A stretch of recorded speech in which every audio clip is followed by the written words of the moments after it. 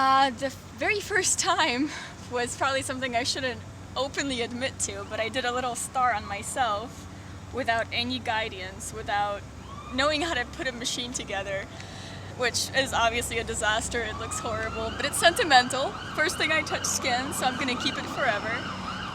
But the one with guidance, the one that I felt more confident, that I sort of had an idea what I'm supposed to be doing, was a small symbol, kind of like a kanji, on a girl's chest, which later I learned was probably a horrible idea.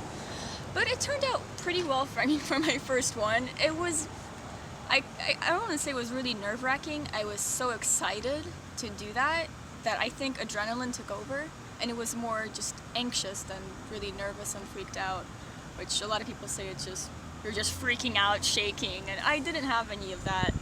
I had that more later on when I did something more challenging, or I was doing a body part where I didn't feel familiar with, and you cannot exactly erase a tattoo or a mistake, so there's a little bit of pressure. But an artist or a veterinarian?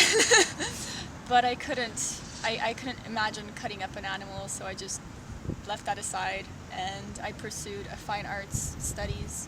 I did academic art for a few years, and then I realized that being a freelance artist was just extremely brutal and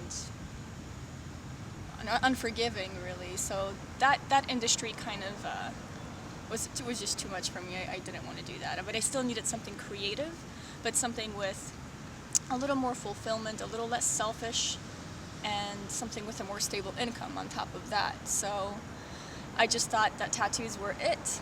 Doing something permanent on someone, them trusting you, it's an honorable thing to have someone come to you and tell you, here, draw something for me. I want your art on me forever.